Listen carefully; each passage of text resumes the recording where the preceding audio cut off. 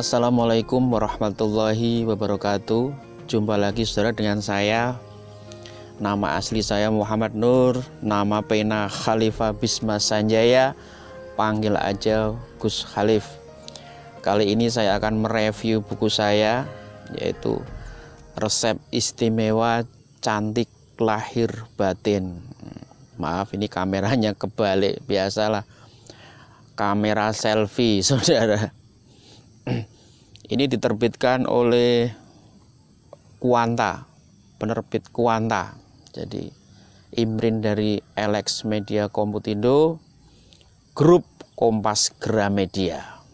Jos saudara. Silakan dapatkan bukunya di marketplace terdekat. Toko online ada, toko offline ada. Cari di Google juga banyak. Ingat semuanya, beli makanan boleh ngirit, beli baju boleh ngirit, tetapi kalau beli buku jangan pernah ngirit, karena buku itu adalah makanan roh, makanan hati, makanan pikiran. Kalau hatinya sering dikasih makan dengan ilmu, maka hati menjadi sehat.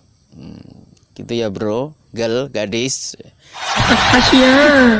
Dan ciri daripada hati yang sehat adalah kalau ibadah mudah, berbuat dosa sulit, dan senantiasa terus berdoa kepada Allah Subhanahu wa Ta'ala. Oke, kita mulai reviewnya saudara. Sederhana yang saya katakan, bahwasanya gadis itu tolonglah jangan sampai terkena yang namanya sindrom kupu-kupu. Sindrom kupu-kupu. Diingat-ingat, dihafalin, ada di bab 1 ya. Silahkan nanti dibaca sendiri. Sindrom kupu-kupu itu apa, saudara? Ya silahkan lihat kupu-kupu. Cantik. Ya imut seperti itu ya. Tetapi lemah.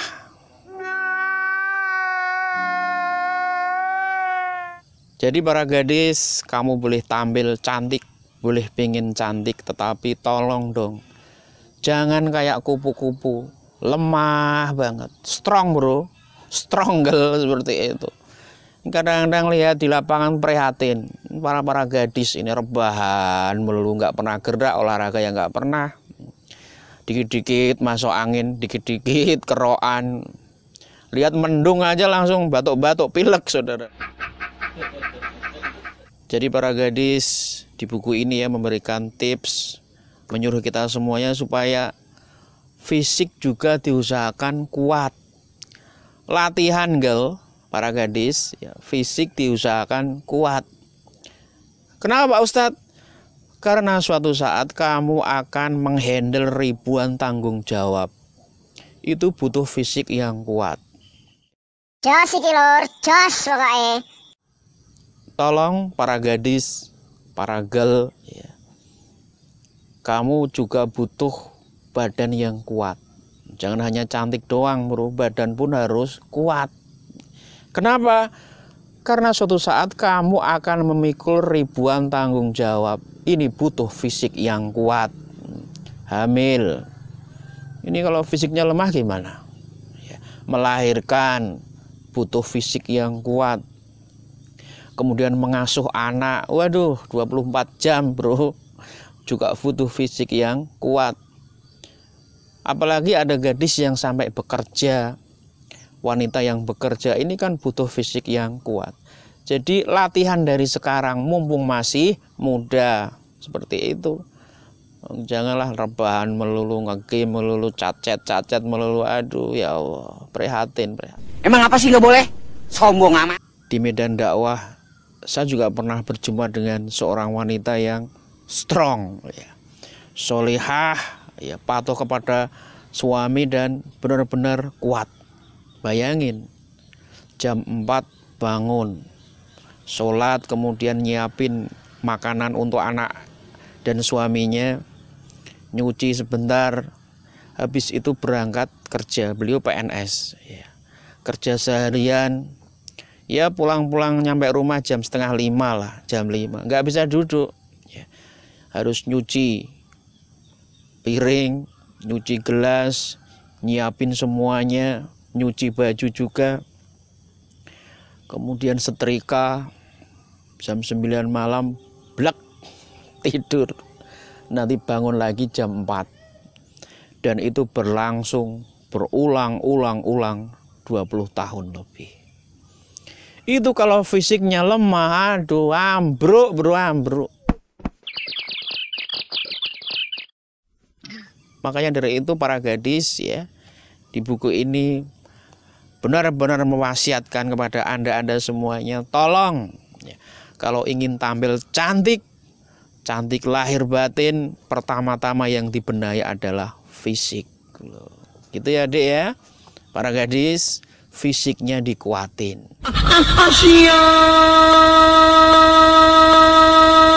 Para gadis, ketahuilah ya Dek, gel-gel, kita ini hidup di negara yang berkembang.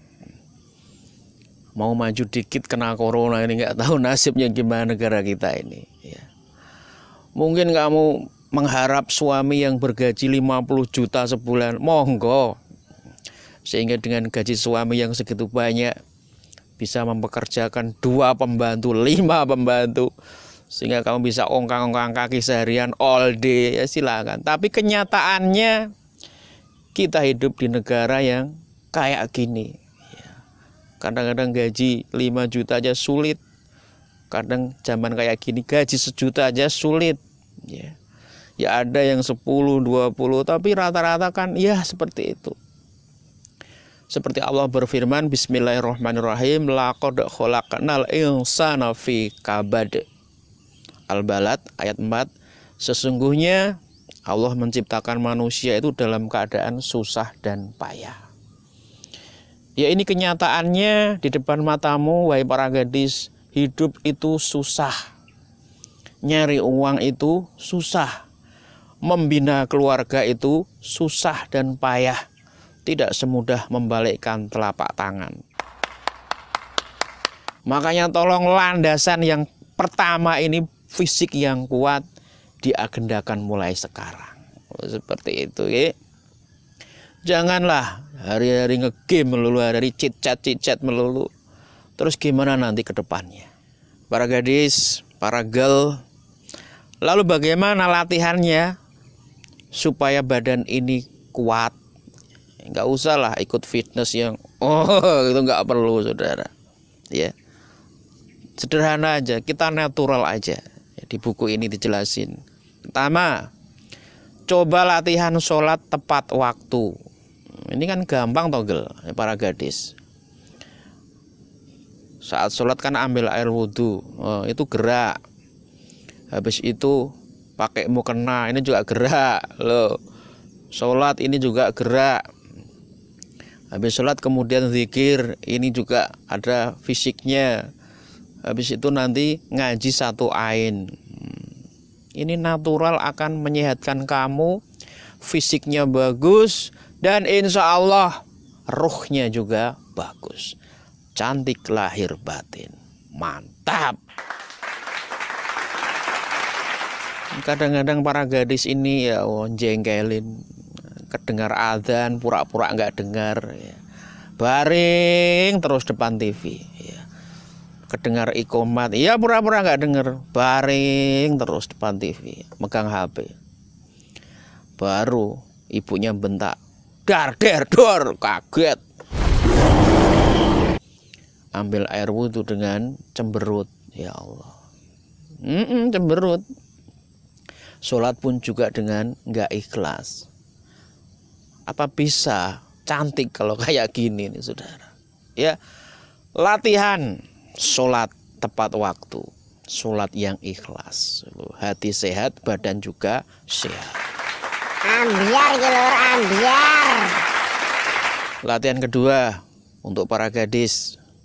Coba ya Dek, kalau ibumu itu megang sapu, tolong sapunya direbut. Bu, Mah, biar saya saja yang menyapu. Latihan gitu Dek. Jangan sampai lah ibumu nyapu kemudian kamu nyantai, megang HP. Jangan sampai lah ibumu nyuci piring kamu nyantai, oh pura-pura nggak lihat. Ini kan nggak bagus. Nyapu itu fisiknya juga oke. Nyuci piring fisiknya juga oke.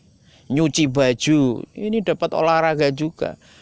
Jadi ibumu seneng, badanmu fresh gitu.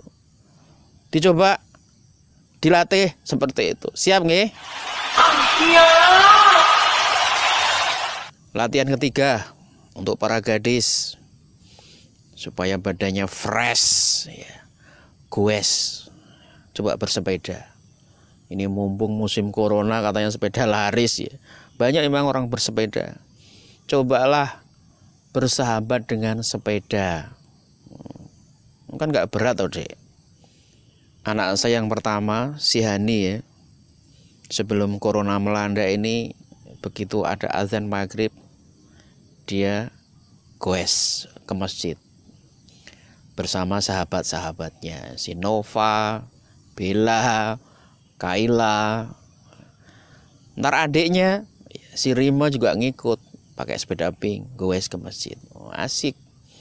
Jadi kita orang tua itu lihat anak-anak berangkat ke masjid naik sepeda itu seneng.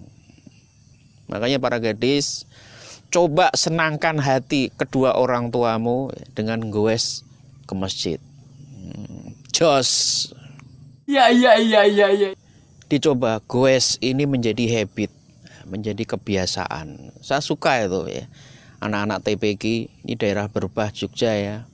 Goes bersama, bersepeda bersama ke Lava Bantal, ke Candi Plausan. Ini banyak candi sekitar sini ya. Jadi ada nuansa kebersamaan, ya, together with friend, ya. Bisa senyum bareng, bisa tertawa bareng, nanti makan soto juga bareng. Seger saudara. Lah ngapain kalau di rumah bareng melulu, cicat melulu, hasilnya apa? Fisik ya nggak kena. Oke ya Dek, goes.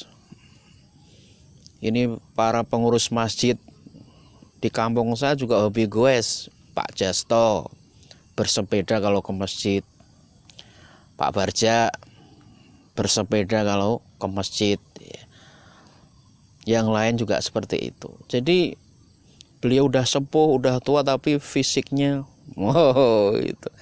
Para gadis juga gitu dong, jangan dikit-dikit wer naik motor, sana wer naik motor, fisik nggak kena bro ya. Naik sepeda, latihan, jadikan habit. Sehat lahir, batinnya juga jos.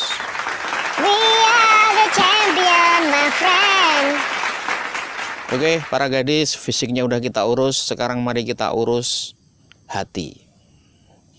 Jadi nggak ada gunanya fisiknya kuat tetapi hatinya lemah. Untuk apa?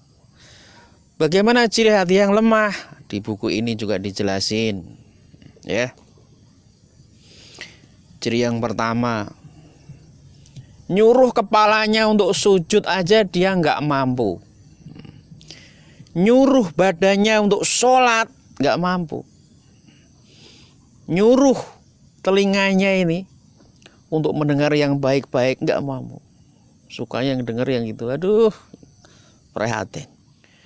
Jadi hati yang lemah itu hati yang dipenuhi dengan nafsu. Nggak bisa bijaksana.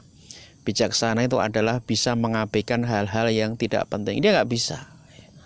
Mau penting, mau nggak penting, hajar terus. Harusnya dia bisa hidup sederhana, tapi nggak bisa. Udah dapat HP, temannya beli HP baru yang lebih jos, sedih, uring-uringan. Ini kan hati yang lemah. Ibadah, sholat itu juga merengut melulu. Kalau nggak disuruh nggak sholat, kalau nggak disuruh nggak. Ini berulang-ulang bertahun-tahun seperti itu. Lemah. Lalu bagaimana obatnya Pak Ustadz? Salah satu obatnya adalah ilmu. Silahkan cari ilmu, dengerin nasihat, baca buku. Sehingga ilmu itu akan menjadi cahaya yang akan menerangi hati kita. Seperti itu nggih. Mumpung masih muda, silahkan perbanyak cari ilmu. Kalau tua sama ya, cari ilmu juga. Jadi mumpung sehat, ya, mari kita perbanyak untuk mencari ilmu. Ya. Beli buku, ya, beli buku. Nggak hanya buku ini, buku yang lainnya. Kita masukkan pikiran dengan ilmu, kita beri dada ini dengan ilmu, ruh kita akan sehat dengan ilmu. Itulah nanti badan strong, hati pun juga strong. Insya Allah kehidupan akan menjadi lebih nyaman dan harmoni. Cukup sekian. Assalamualaikum warahmatullahi wabarakatuh.